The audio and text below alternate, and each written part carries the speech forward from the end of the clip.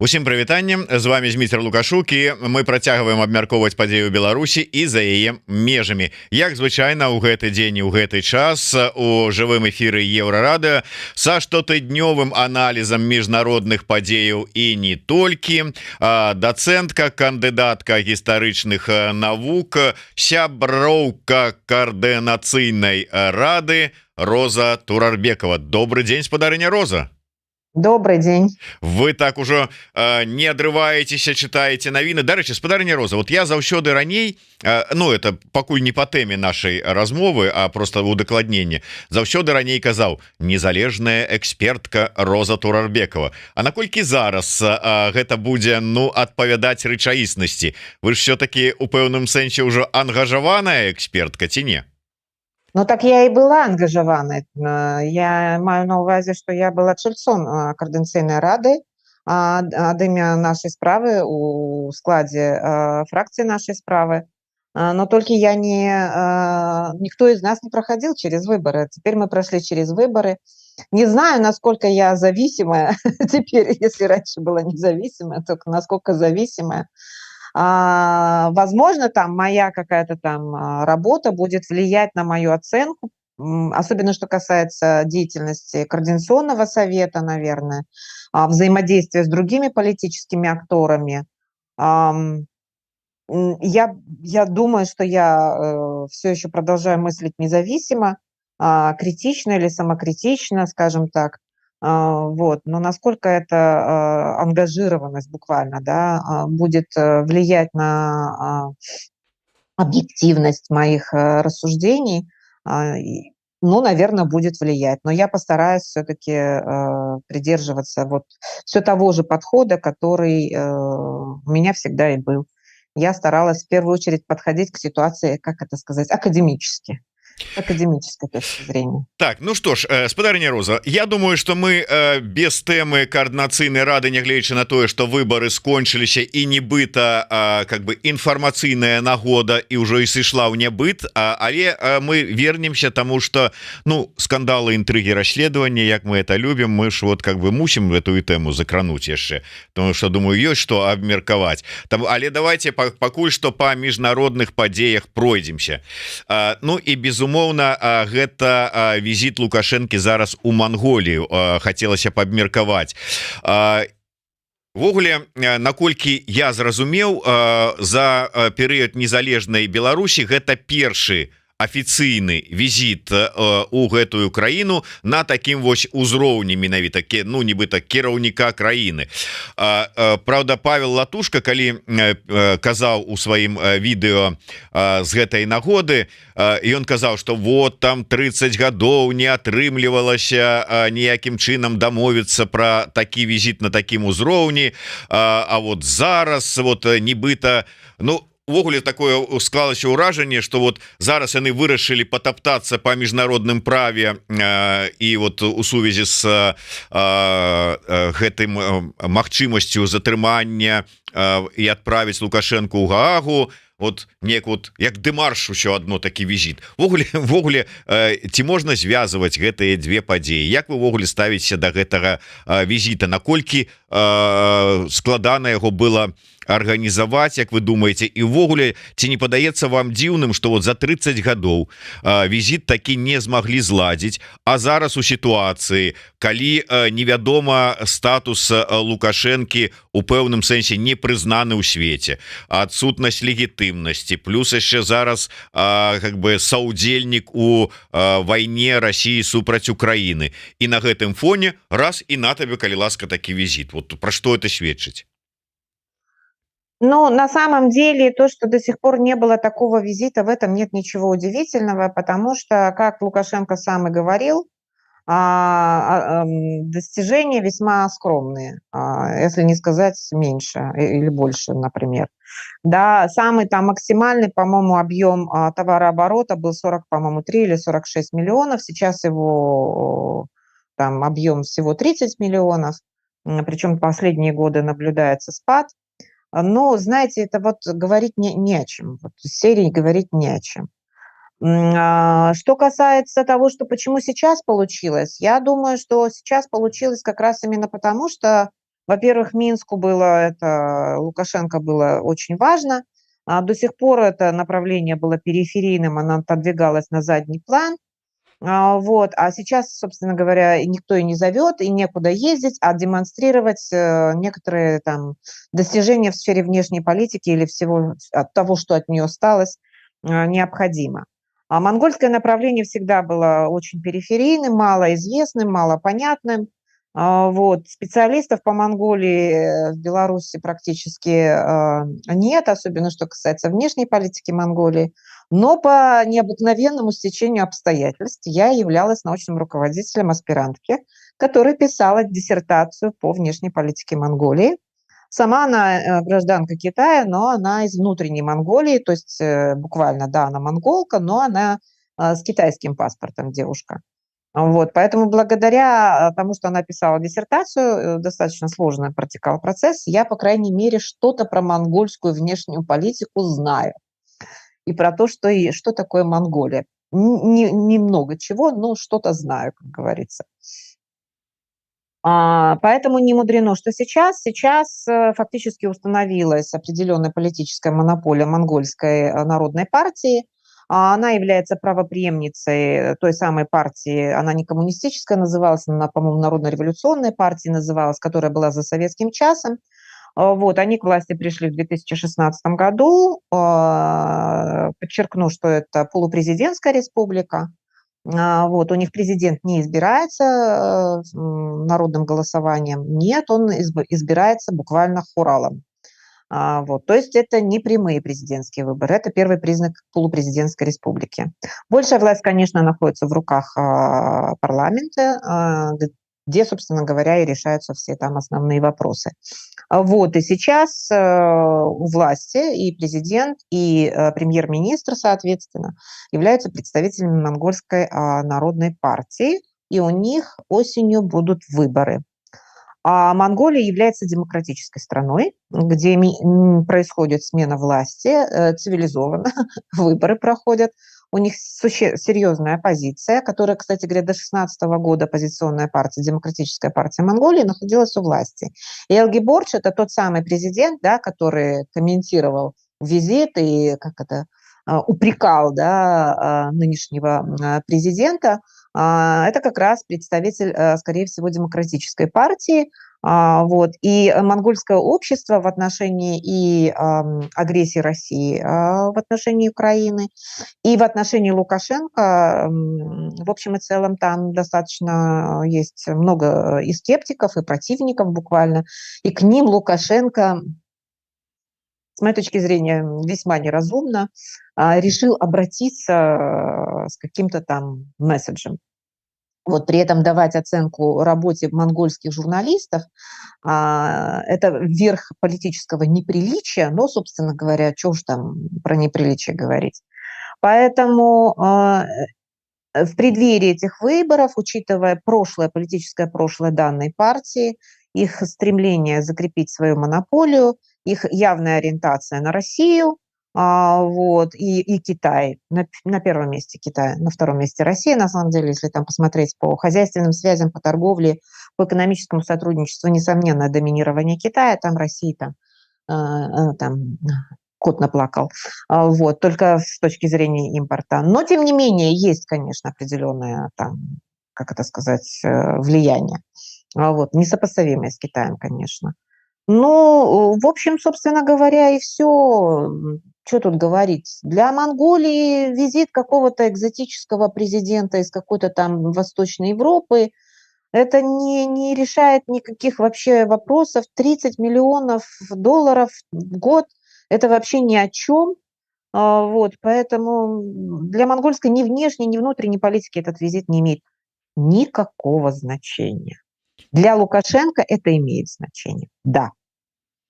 Слушайте, ну вот что вы зараз говорите? Я читаю пул первого, и там пишут, что а вы ведаете, что у Монголии вельмі рэдкага і толькі вельмі важнага гостя суправаджае мотоциклетны кортеж, а Лукашенко ён быў 11 мотоциклаў без собак, правда, ну вот, но все одно и пулеметов, но как бы 11, а вы говорите, какая-то там Восточная Европа.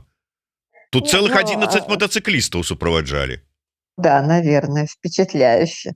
Я не знаю, как это, детально-монгольский государственный протокол, но учитывая то, что это является первый официальный визит, и сопровождение мотоциклистами, да, является просто частью этого протокола, а не чем-то особенным.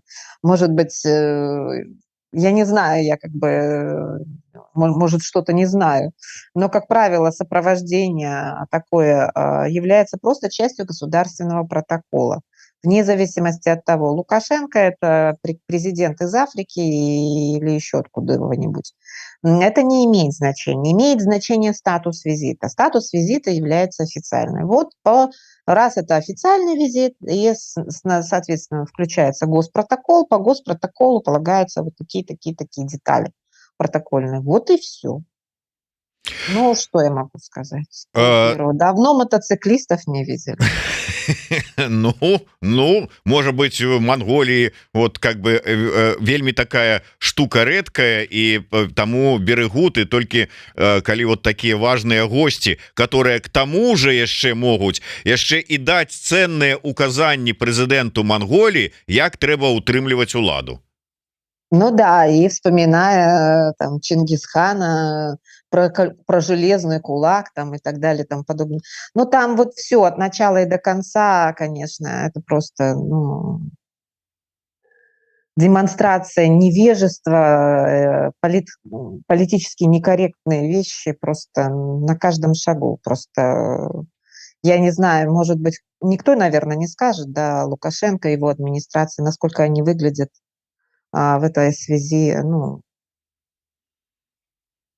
А это як вы думаете, ну все ж таки і сам Лукашенко, ну як да яго не ставіцца, але столькі гадоў ва ўладзе, ну как бы троху ж ужо разумее, умоўна кажучы, протокол і як сябе паводзіць трэба на такім узроўні. Я уже не кажу про тых людзей, якія арганізоўваюць гэтыя ўсе сустрэчы, там типа там с служба протокола с МЗС, там с адміністрацыі, то есть але ўсё адно вот гэта ўсё гучыць, вот типа прыехаў такі матча міжнароднай палітыкі, якія зараз будзе усіх вот этих вот юнакоў, мальчыкаў, дзяўчатаў вучыць, як яно трэба кіраваць краінамі і сябе паводзіць. Гэта что? Гэта ну как бы ганебнае просто і стаўленне такое звысака да гэтых людзей, ці неўспрыняццё іх сур'ёз, ці просто ну у это самое там как бы деда уже понесло и уже просто Не, ну понесло. Его все время куда-то уносит там. Это, по-моему, далеко не первый случай. Но это признаки его как бы политического, там, я не знаю, стиля, да, там недостаток там воспитания, возможно, там некому же, я так понимаю, просто некому сказать. Так не делается, так не говорится, это неприлично, такую реакцию давать неприлично. Позоришь страну, в конце концов, да, потому что, ну, делать замечания монгольским журналистам, в общем и целом, я как бы не припомню такого случая, чтобы президент, приезжая в какую-то там страну, зная, что там его критикуют, критиковал бы в ответ, и причем давал такие ужасные оценки, что они там проплачены или что там такое, вообще ужас, кошмар. Монголия – демократическая страна. Этот самый, я его учила, Хурэлсух, этот уже 7-й, по-моему, или 8-й президент, у них там выборы, у них там свободная пресса, у них там многопартийная система и рыночная, экономика. И вот приезжает этот уволень из Восточной Европы, да, и, ну, говорит такие вещи, которые они не слышали уже, я думаю, на протяжении последних 30 лет так точно. Вот, себе такого никто не позволяет. И как бы, ну, какую здесь можно давать еще оценку? Вот. Ну, по-восточному поулыбаются, скажут, да, про себя сделают, наверное, определенный вывод. Ну, я думаю, что оппозиция, демократическая оппозиция в Монголии разразится по этому поводу просто этим самым еще большей критикой, он еще больше против себя настраивает. Ну, а эта апелляция к Чингисхану, это просто все. Это, ну, я не знаю. Ну, все там, я не знаю, предки славян, которые подверглись жестокому нападению со стороны орд Чингисхана, я думаю, все просто перевернулись от его слов по поводу власти, по поводу там закона и так далее и тому подобное. Я просто напомню, одним из правил Орды являлось, когда они брали в плен, в том числе и славян, если вы были выше колеса арбы, вам отрубали голову. Ну, такой закон был тоже, знаете. Все было по закону. Вот. И в этой связи, ну, это понятное было правило, да, как бы слишком здоровые и тяжелые люди, которых там надо было вести или тащить, это было отношение как к трофеям. Не как к людям, а к трофеям. Вот. Вспоминать это в качестве примера для закона даже мне, одному из, можно сказать, потомков, да, ордынских этих самых захватчиков, даже мне как бы неудобно. И я оцениваю, как и все народы Центральной Азии, да, Чингисхан, он в первую очередь имел значение для объединения народов, в частности, монгольского народа, для создания вот такого централизованного государства и преодоления междоусобий и расприй. Вот. Но для всех остальных татаро-монголы были жестокими захватчиками, каких еще не знала мировая история. Вот. И находясь на месте потомков тех народов, которых захватывали, и рассыпаться в подобного рода комплиментах относительно стиля управления Чингисхана, я даже не знаю. Ну а наконт того, як вучыць журналістаў, ну слухайте, Прокоп'еву можна вучыць беларускіх журналістаў, як ім трэба пісаць і асвятляць, а Лукашенку монгольскіх не можна? Ну прабачьте, чаму это вот что это? Прокопьев все-таки своих, а не монгольских учил. Ну давайте все-таки. Ну на своих-то Лукашенко таксама со своих пачынаў, патрэніраваўся, ўсё, пайшоў далей.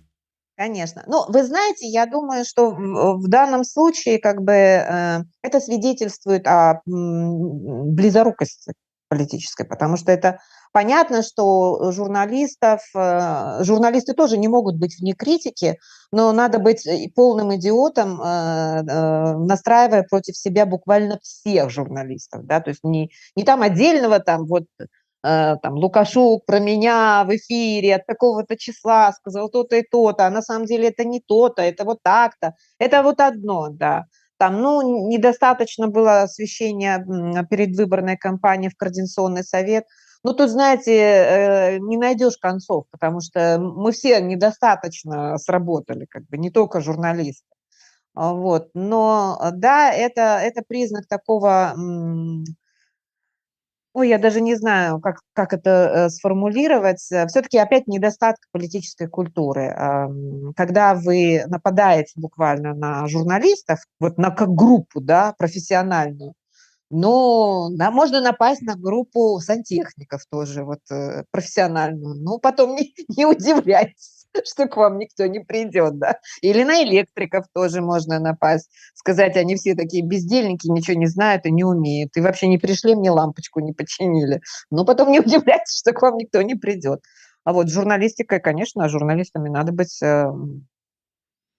придерживаться принципа взаимного профессионального уважения. Если уже там есть критика, то она должна быть адресная. Это в отношении всех, не только там журналистов, политиков то же самое. Всех ребенку нельзя. Так, спадарыня Роза, хацелася б вярнуцца да тэмы, вось на якую і вось былы прэзідэнт Манголіі звяртаў увагу, заклікаючы дзейснае зараз кіраўніцтва гэтай краіны там, можа быть, арыштаваць Лукашенку і адправіць яго ў Гаагу.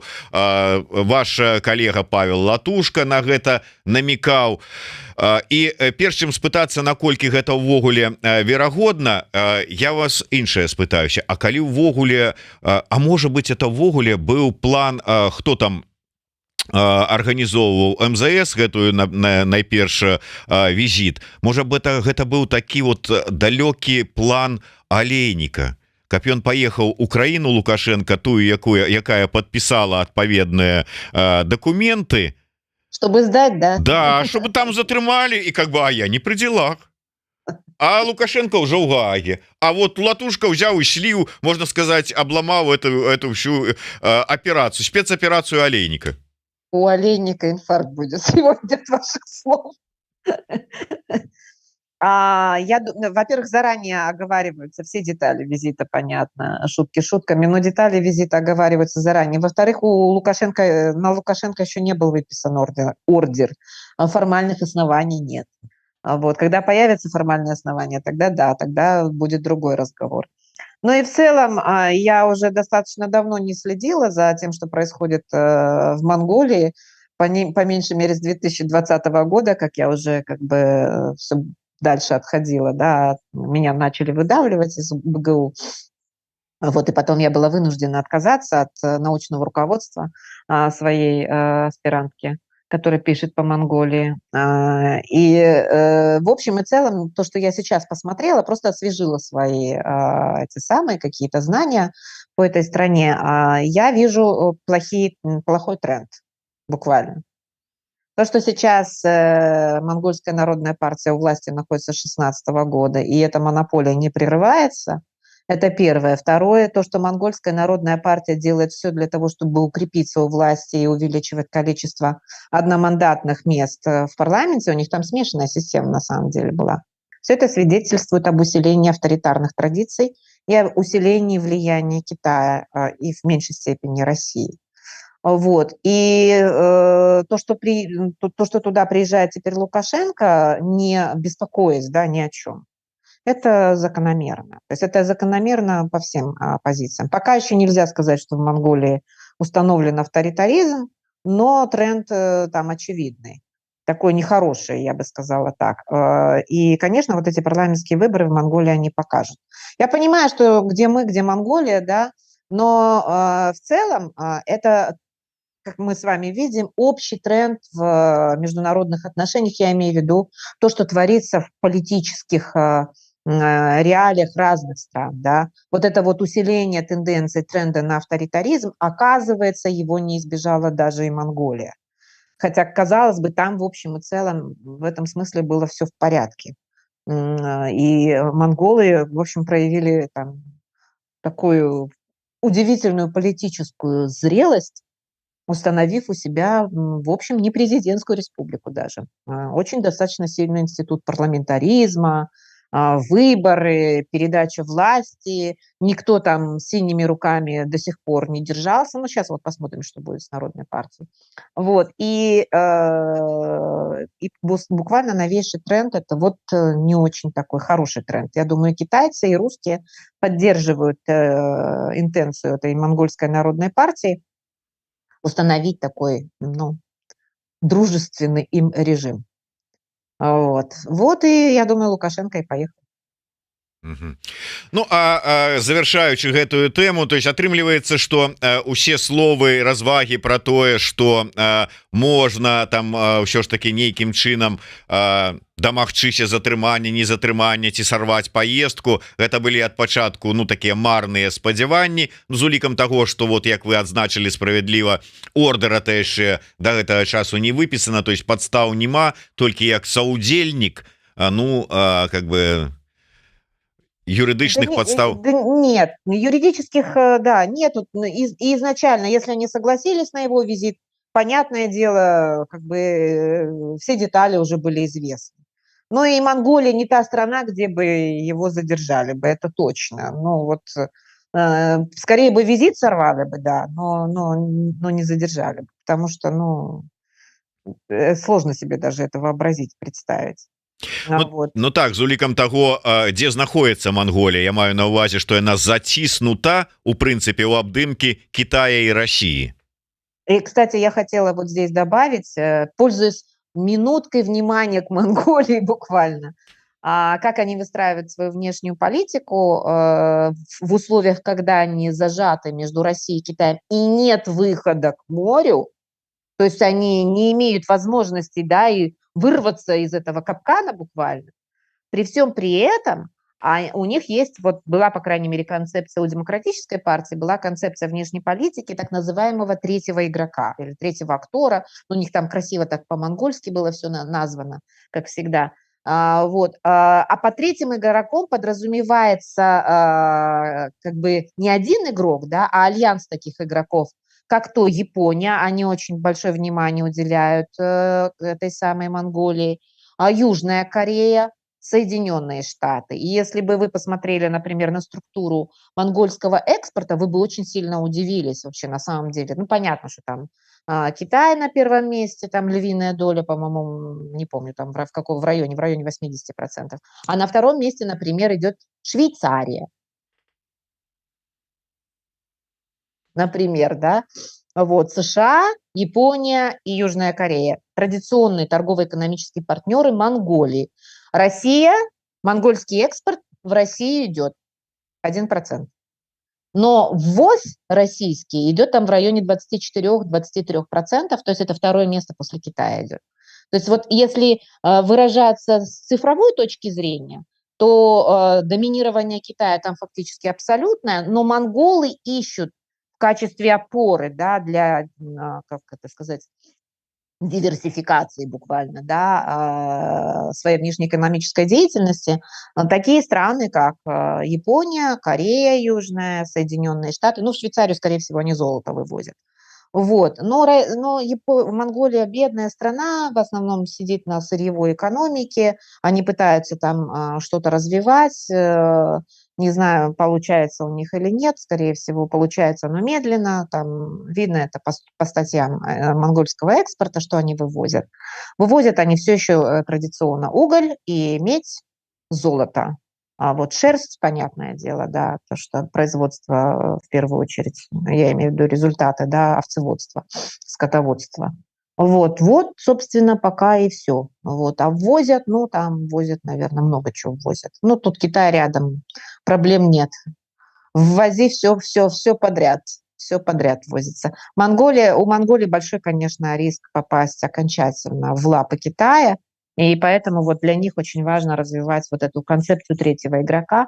Но, к сожалению, монгольская народная партия, это, конечно, не знаю, какие у них будут результаты. Хотя вот сейчас у них цифры хорошие по торговле. Я имею в виду рост там и так далее. Но вопрос куда? Скорее всего, в Китай, я думаю.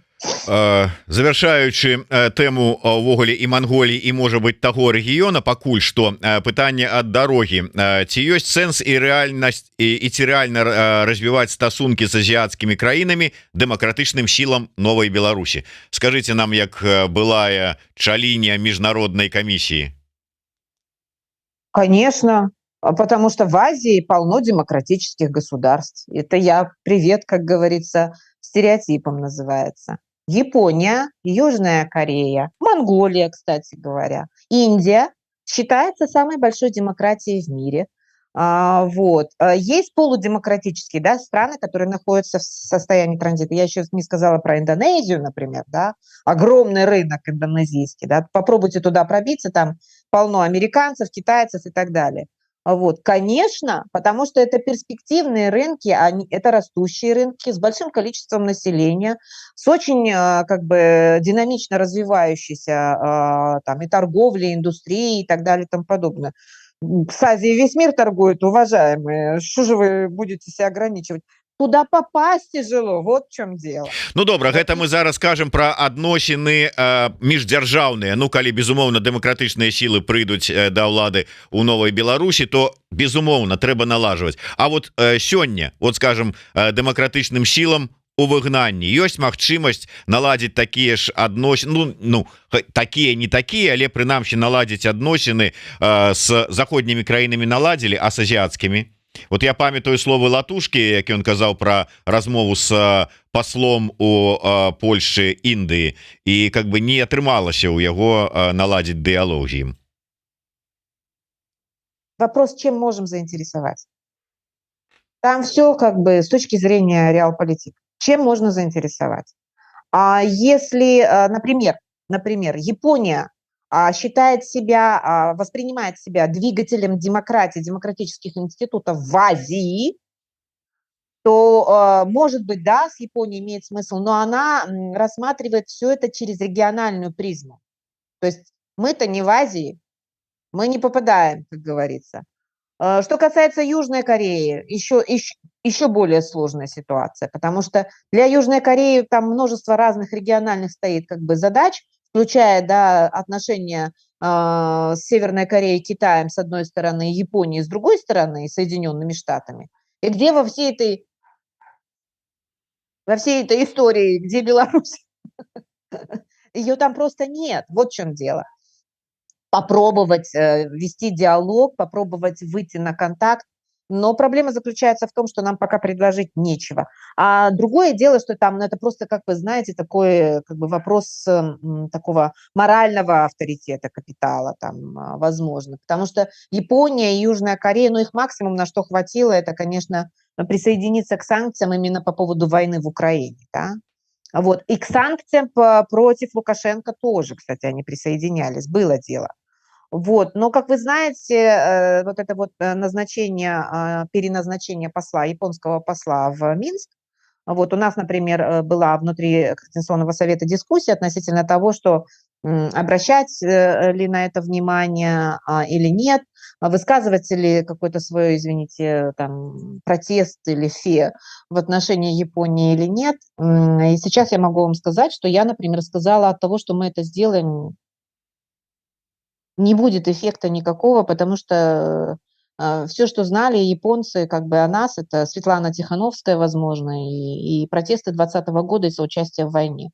Где там во всей этой истории Координационный совет, я не знаю. Вот. И с Японией никакого диалога, с японским посольством никакого диалога нет. Японское посольство продолжает работать в Минске. Единственное, что я точно знаю, что они существенно сократили свои программы сотрудничества с официальным Минском в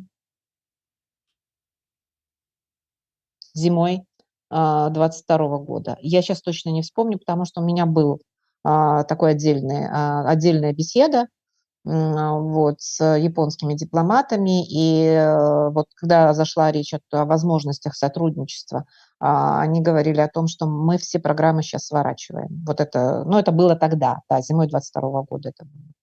А вот сейчас, ну, просто надо посмотреть. Я думаю, что, в принципе, наверное, ситуация не сильно изменилась, судя по тому, что я вижу сейчас, какие мероприятия проводятся. Японии вообще нигде пока не вижу, как Мгм. говорится. Пакистан, да, очень интересная история с Пакистаном. Но это уже, может быть, как-нибудь другой раз можно обсудить, почему именно Пакистан. Так, я для сябе запишу, і я думаю, что вернемся. Галоўнае, каб нагода была для гэтага. Я про як это вы сказали, не вельмі добрыя тэндэнцыі палітычным развіцці, але іншай краіны Грузія быў падпісаны спікерам парламента закон гэты аб інагентах не перазышлі яны гэтае вето прэзідэнта і закон падпісаны. Я тут просто з іншай нагоды, гэта сведчанне того, что ўсё ж таки у России атрымліваецца уплыў свой узмацняць на Грузию, і да чаго это прывядзе? Да, пока, к сожалению, можно вот так вот сейчас констатировать факт, что это пророссийская откровенно партия «Грузинская мечта». Она смогла преодолеть это вето. В Грузии, как вы знаете, парламентская республика, вот, и президент ничего с этим сделать не может. Это, да, свидетельствует о том, что россияне и ФСБ, наверное, там действуют очень активно. Вот, Россотрудничество, оказывается, у них там есть. Или не вру, фонд Горчакова. Фонд Мгм. Горчакова есть. Вот, значит, усиливается этот российский элемент. Представить себе 10 лет еще тому назад такую ситуацию было бы просто вообще невозможно. А сейчас мы с вами видим вот эту ситуацию. Не знаю, во что это как бы выльется, но это плохой тренд на Кавказе. если Грузия попадает в лапы России. Вот. Грузия не только в лапы России попадает, в Грузии очень сейчас влиятелен Китай. Вы знаете, что Китай строит через Грузию дороги, вот, и они с Грузией подписали в 17 или 18 году соглашение о зоне свободной торговли, ЗСТ. Вот, то есть они рассматривают Грузию как одну из точек входа на Кавказ и на Ближний Восток, насколько я понимаю, ну, в разные направления, в частности на Кавказ, потому что у Грузии есть еще и выход в море, как вы знаете, в Черное море. Вот, поэтому, да, тренд нехороший. Посмотрим, что будет дальше, ведь президент Грузии, она сделала предложение, да, предложила провести досрочные парламентские выборы в Грузии с тем, чтобы, вот пользуясь этой волной возмущения, да, против закона об иноагентах, изменить вот этот политический ландшафт буквально, да, расстановку сил в парламенте в грузинском, с тем, чтобы все-таки эту ситуацию немножко отмотать назад. Посмотрим, что будет. Да, для тых, кому это цікава, хотел бы сказать, что вот этот вот так званы фонд Гарчакова, які актыўна працуе ў Грузіі, гэта тое ж самае Россотрудничество только в профиль, как кажуць. Фактычна тая ж самая мяккая сила, як яны называюць России, якую яны прасоўваюць у іншых краінах. У адных праз Россотрудничество, у других праз фонд Гарчакова, а у некаторых дуплетам ідуць яны побач, гэтыя две структуры. Дарэчы, пра тэндэнцыі, але можа быть у Беларусі вось цікавая такая тэндэнцыя, як мне падаецца, с аднаго боку прыходзіць інфармацыя про тое, як прыхільнік сталінскіх усіх гэтых рэпрэсій, как говорится, я за рэпрэсіі против всіх, но не против меня. Ось один потрапіў на, як это былы депутат таксама Советского Союза, яшчэ выскочыла з головы прозвішча, сталініст, потрапіў на 10 суток.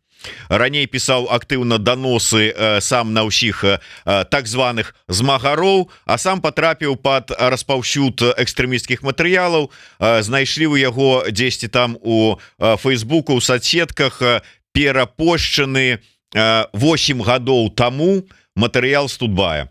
І заехаў на 10 суток, дзе ў яго ад нашай выдатнай турэмнай медыцыны і харчавання здарылася абвастрэнне прападной язвы, і тое ж самае, што было у Алеся Пушкіна, але Алеся Пушкіна не выратавалі, а гэтага паспелі выратаваць. Але вот вельмі абураліся з гэтай нагоды поплечники, там типа Мерсалимова, как же ж так, что же это происходит? С одного боку, с другого боку, там яшчэ одного прихильника русского мира и саўдзельніка Россотрудничества таксама что-то пачалі шчыміць. З іншага боку, вось гэты скандал с наездом некрамастачки Жигемонт на беларускую мову. Слово спампаваць, вот написанное на банкоматах, ей как бы так стало незразумела, и она так обурылась, и обурылась она чисто русском языке.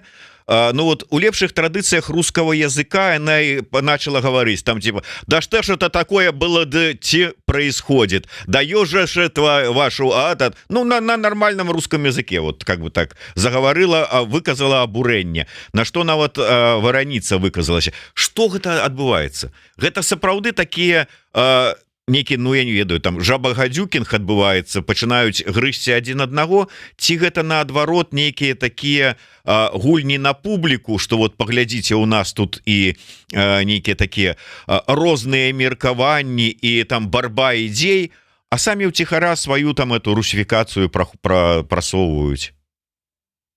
Ну, я думаю, что их просто пытаются, как это сказать, установить контроль над ними, чтобы они не занимались самодеятельностью, вот.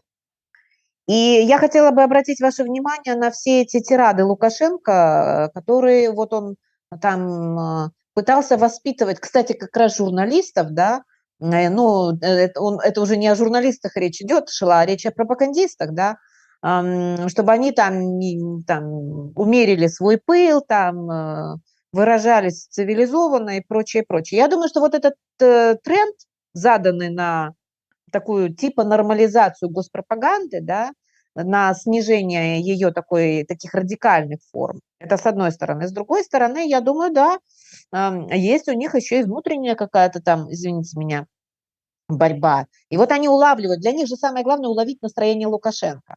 Кто-то уловил, тот улавливает, как бы вовремя все понял и подхватывает это.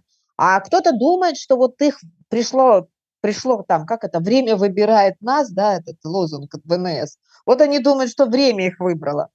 Вот, и что они могут просовывать и дальше свою повестку. А вот тут вот они уперлись, потому что у них не может быть своей повестки. Своя повестка может быть только у Лукашенко. Вот они этого не поняли. Вот они сейчас и нарываются, буквально наталкиваются на вот эти уже какие-то красные линии, которые, видимо, действительно прочерчиваются. Поэтому я думаю, что это не случайность, это не жаба-гадюкинг. Это еще и какие-то красные линии, которые прочерчиваются, но они не прочерчиваются не потому, что сейчас идет откат от русификации. Нет, ну вот, да, как бы самое главное здесь другое. Самое главное то, что они должны быть подконтрольны, они должны вот эти красные линии видеть. Они их в упор не видят, они заигрались. Вот их и ставят на место. Как бы. Я думаю, что как бы пройдет энное время, и мы про некоторых из них просто забудем, их просто не будем слышать. Возможно, что к ним подойдут и скажут уже, ну, сегодня 10 суток, а завтра... Поэтому, может быть, вы прекратите. Займитесь огородом, дачей. Все, спасибо. Больше всем спасибо, все свободны. Я не удивлюсь, что произойдет смена определенная. Или, ну, часть людей мы уже перестанем просто-напросто видеть.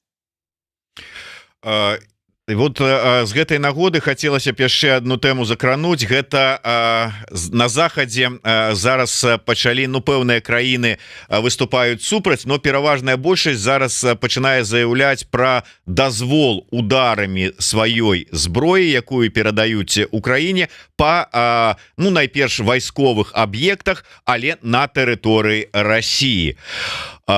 Ну і гэта как бы зразумела, як это ўсё там працуе, як ідзе логіка. З іншага боку, мы читаем заяву міністра замежных спраў Літвы, та самая, і там ідзе размова про тое, что ён как бы зразумее, калі будуць нанесеныя удары по вайсковым, по военным аб'ектам расійскім, якія знаходзяцца на тэрыторыі Беларусі.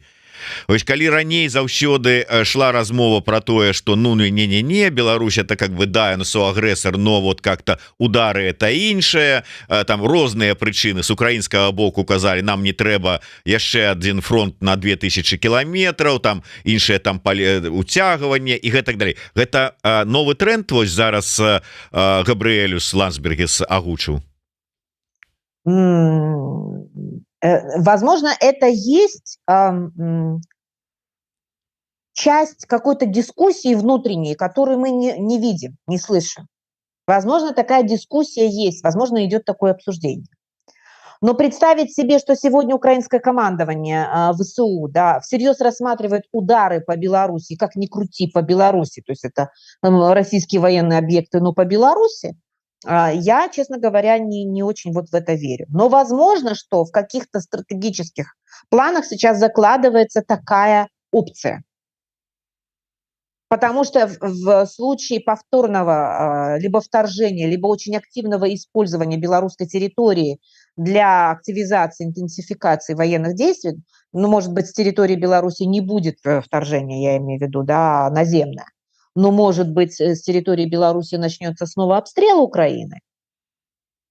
Я думаю, что вот на эти случаи идет такое обсуждение, такая дискуссия между ними, я имею в виду. Вот, поэтому я не думаю, что Ландсбергис, ну, это просто взял там и ляпнул, вышел и ляпнул, да. Вот, конечно, для Литвы это вопрос серьезный, потому что если втягивается Беларусь, то сколько километров до белорусской границы у Вильнюса, до литовско-белорусской границы? 30, 35, 40. километров. То есть это уже там не гипотетические все эти вещи, да, не просто там поддержать Украину, хотя Литва является одним из тех государств, который ну, максимально отдает на помощь. Но это вопрос втягивания страны, получения войны у границ буквально. Поэтому я думаю, что такие вот планы стратегические сейчас и обсуждаются, в том числе и такая опция в будущем при определенных обстоятельствах наносить удары по Беларуси со стороны Украины.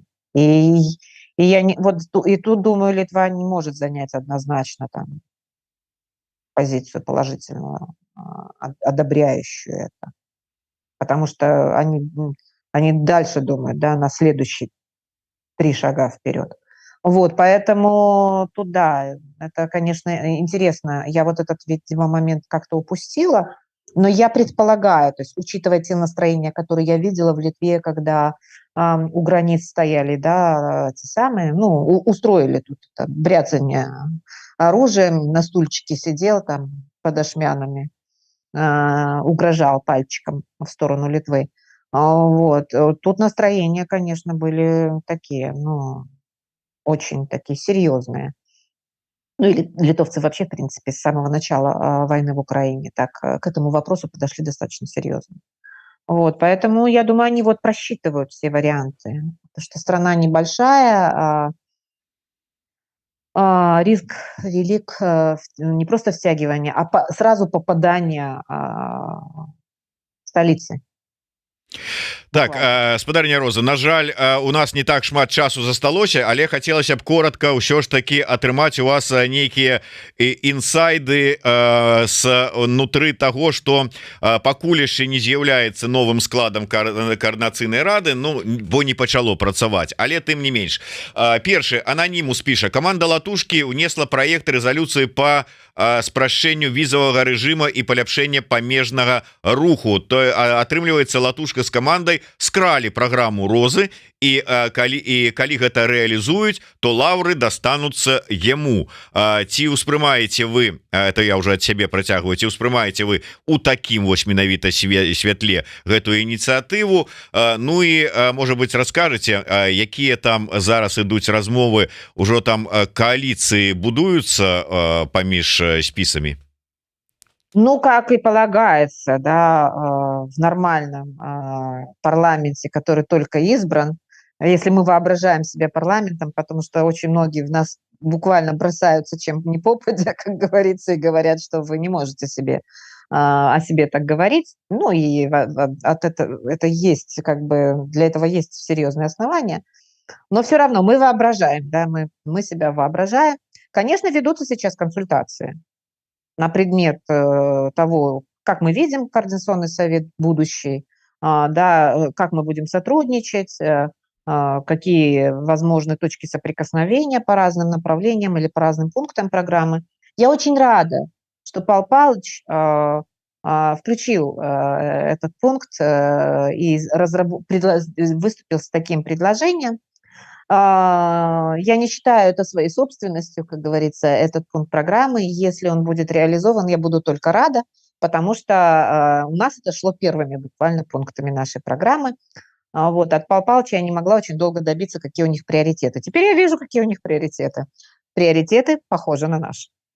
Вот, правда, Павел Павлович на последних дебатах говорил, что мы у вас не списывали программу. Я говорю, ну хорошо, я вас в этом не обвиняю. Если это получится, это супер. Но я должна здесь сделать одну ремарку. Ремарка первая. Насчет упрощения визового режима. У нас уже действует режим упрощенный. Выдача виз по упрощенной процедуре. Если мне не изменяет память, это соглашение никуда не девалось. То есть это и видно по цене буквально, да, за визу, которую платят белорусы. Вот. Такое соглашение было подписано. Одно из немногих достижений времен диалога. Как раз Дирк Шубель был представителем, да, Европейского Союза. И вот как раз это было одно из немногих достижений этого периода. Вот. Куда еще больше упрощать, я, честно сказать, не знаю. Я не могу себе это представить, могу Ну только сказать, мелася на увазе відаць що ж таки выдача віз вот но это не упрощенный режим. Как понимаете, упрощенный режим предполагает упрощение процедуры, которая у них предусмотрена, а не в смысле открытия консульств, буквально, да, и большого количества окошек, куда можно подать эти документы. Но я хочу подсказать Павлу Павловичу, где действительно может быть упрощенный режим. Вот именно упрощенный порядок подачи документов. Речь идет об этом. То есть надо все-таки формулировки, вот за формулировками надо смотреть. Электронную визу. Вот чего нам надо добиваться. Вот тогда количество виз обрабатываемых, да, вернее, количество документов обрабатываемых вырастет в разы, если мы сможем вот пройти через вот это. Я этим вопросом еще не занималась, но я точно знаю, что электронные визы это будет действительно ответом на вопрос. Насчет открытия погранпунктов я за. Это всегда было частью моей программы. Вопрос, как мы сможем добиться этого от поляков и литовцев в первую очередь, потому что у нас там самое большое количество погранпунктов, да, и параллельно просить о санкциях. Вот мне кажется, вот тут будет как бы противоречие будет. Посмотрим. Я желаю успеха Павлу Павловичу. Я поддержу эту резолюцию, несомненно. Надеюсь, что и члены нашего списка так само поддержат, потому что это как раз выполнение нашей программы. Это укладывается в выполнение нашей программы. Вот. Ну, а Координационный совет номер 3, я думаю, что вот мы должны провести первое заседание, и сейчас ведутся активные консультации, какие там будут там, коалиции и так далее. Ну наша справа с кем готова вступить в коалицию? Со всеми, кто будет способствовать реализации нашей программы. Пытанне патэнцыйна верагоднага спикера абмяркоўвалася? Нет еще, конечно. До этого еще далеко. Мы даже не приступали. Самый важный вопрос, который сейчас всех волнует, на самом деле, это изменение статута. Почему, я думаю, вы знаете. Потому что если статут не будет изменен, Павел Павлович, Алина Ковшик и еще, наверное, ряд членов, еще кто-то, по-моему. Ну, Губаревич, магчыма, як сябра. Да, и Губаревич. Вот 3 человек, которые не смогут быть членами Координационного совета. Значит, надо менять статут. Тут будет много вопросов, тут будет много споров, потому что будет много встречных аргументов, в частности, принцип разделения властей, например. Вот. И что это за координационный совет? Каждый раз с каждым координационным советом будет меняться статут. Это что у нас в будущем нас ждет? Там, как бы, если у нас такая традиция утвердится, мы что, с каждыми выборами в парламент будем менять Конституцию? Я понимаю, что сейчас, как бы, возможно, я слишком далеко вперед забегаю, но то, что мы сейчас закладываем, это на самом деле мы закладываем традиции политической культуры. И если мы сейчас, вот как бы в зависимости от ситуации, да, понятная ситуация, что такие сильные и наши коллеги уважаемые, которых мы хотим видеть в составе Координационного совета, как Латушка Павел Павлович или Алина Ковшик, или Губаревич, например. Что я против них имею? Я ничего против них не имею. Я вообще считаю, что если они будут в составе Координационного совета, то репутация Координационного совета только поднимется. Ну, если такое вообще, в принципе, уже возможно, да. Ну, что я против этого? Не могу ничего против. Но с точки зрения правил и процедуры, с точки зрения заложенных основ политической культуры, это такое. Это надо договариваться относительно того, что это будет временная норма, исключительная норма, только в этот раз, а в следующий раз не-не-не. Ага. Вы понимаете эту... И опять, это же такая игра, что-то мне напоминает, да, изменение Конституции для того, чтобы изменить там срок полномочий, например, да, и что-то в этом роде. Да, на патрэбу палітычнай кан'юнктуры. Ну і плюс яшчэ няма нічога больш пастаяннага, чым нешта часовае, да? Так, вот именно. И у меня вот это был вопрос. Я же на своем стриме, в своем YouTube-канале об этом и говорила, Что самое страшное будет, что наши потомки, да, там, ну, не потомки, но за нами идущие поколения, да, если там, я не знаю, совершится чудо, и они будут строить демократическую Беларусь, и вдруг кто-то вылезет такой вот и скажет: послушайте, наши предки там в таком-то году вот сделали первые выборы, и они вот так вот решили, и это вот такой сделали статут, и это наш Коран или там, я не знаю, наша Библия, как мы смеем вообще менять, вот люди страдали, да, и так далее, как мы смеем это менять, и так будут обосновывать свои авторитарные устремления. Вот ведь будет ужас где. Шмат цікавага атрымліваецца чакае нас, так что глядзіце, подписывайтеся на YouTube канал, уже бачыце, кажу, не толькі телеграм-канал, але YouTube канал Розы Турарбекавай, пакуль яшчэ не экстрэмісткі. Ну, думаю, что недолго, но але тым не менш пакуль не экстрэмісткі. Можете подписываться спокойно, але на всякий выпадок ведайте, что еще одно можа здарыцца. Але захоўваючы бяспеку, подписывайтесь на YouTube канал Еврорады, расширвайте, задавайте свои пытанні, пишите комментары. Ну и дзякуй вялікі, спадарыня Роза, до сустрэчы и чакаем вас с чарговымі інсайдамі на нашу наступную передачу. До сустрэчы. Жыве Беларусь. Живи вечно.